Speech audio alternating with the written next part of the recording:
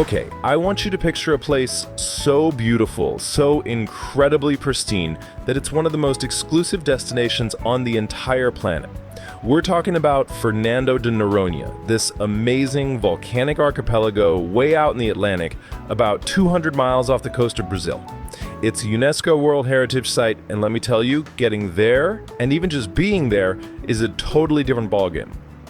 I mean, just think about that for a second. Water so unbelievably clear, it's like looking straight through glass. That's the real deal at Fernando de Noronha. This is an island where nature isn't just some nice scenery in the background. Nope, it's the main event, and it's protected with a passion you just don't see everywhere. So you have to wonder, right?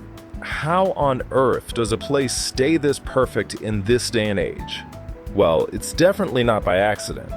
There's a whole system in place. A really deliberate set of rules and fees designed to filter who gets to step foot on this paradise. And that's exactly what we're going to get into. Look, this isn't just about booking a vacation.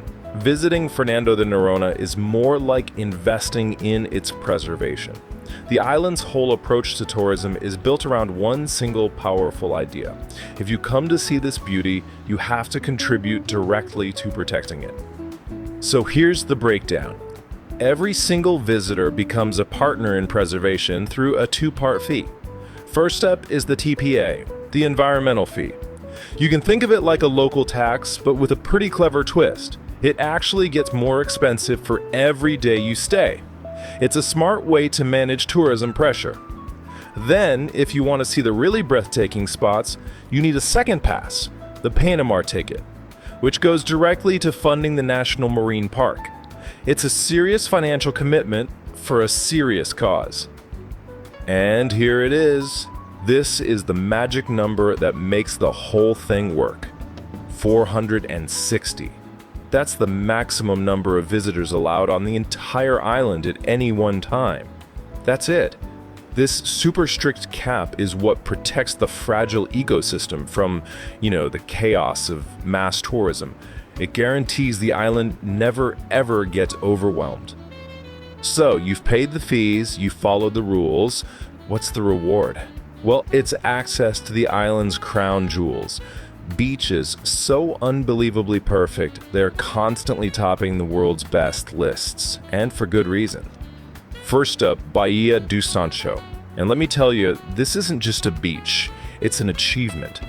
People call it the most beautiful beach in the world, but the island makes you earn it. A huge part of its magic is actually how hard it is to get to. And this really shows you what that journey is like.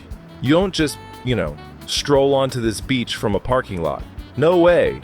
You have to find this tiny crack in a giant cliff, climb down a series of super steep, narrow ladders wedged right into the rock, and then you step out into this completely hidden paradise. It literally feels like you've discovered a lost world. And that's the real luxury of it all. It's what's missing. There's nothing here. No vendors, no buildings, no noise. It's just raw, undeveloped nature. The total absence of all that commercial stuff is the entire point. It's incredible.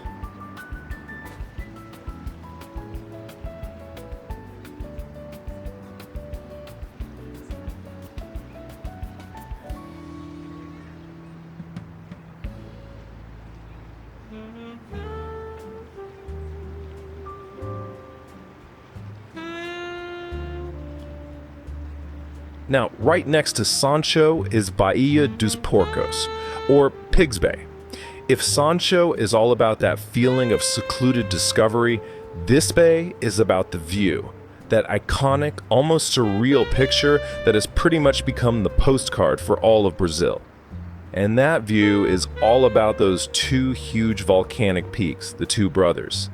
But the real magic happens at low tide when these amazing natural swimming pools form in the rocks, and they're just filled with tiny fish and crabs.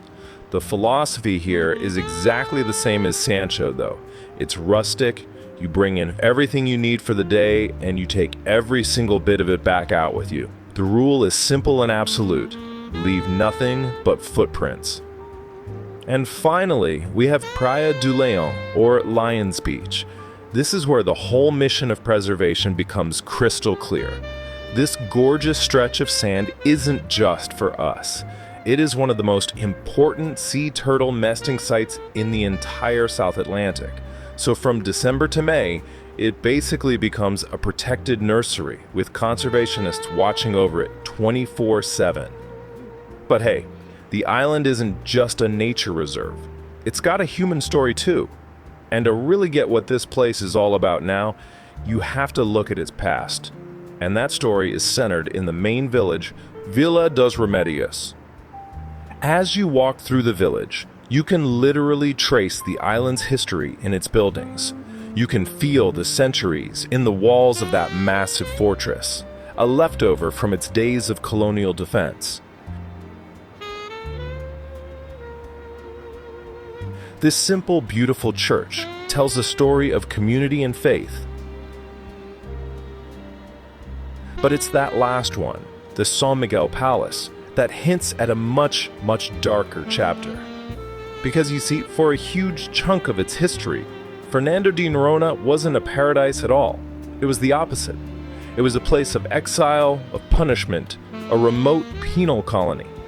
And understanding this history is absolutely key to understanding why they take its preservation so seriously today. This timeline gives you the quick version. After it was discovered, the Portuguese fortified it. But then, in the 1800s, it was turned into a prison. And here's the really shocking part. The island's original forests were intentionally clear-cut, completely destroyed, to stop prisoners from building rafts to escape. I mean, just look at this contrast. It's night and day. The island has gone through this absolutely radical transformation. From a deforested prison to a reforested sanctuary. From a place of punishment to a global model for how to do tourism right. In a way, everything they're doing today is a massive, century-long effort to heal those old scars. Which brings us to this final question. All those fees, the really strict visitor limits, the difficult-to-reach beaches, is this what it takes? Is this the price we all have to be willing to pay? Not just to visit a place like this, but to make sure that paradise actually survives for the next generation and the one after that. Definitely something to think about.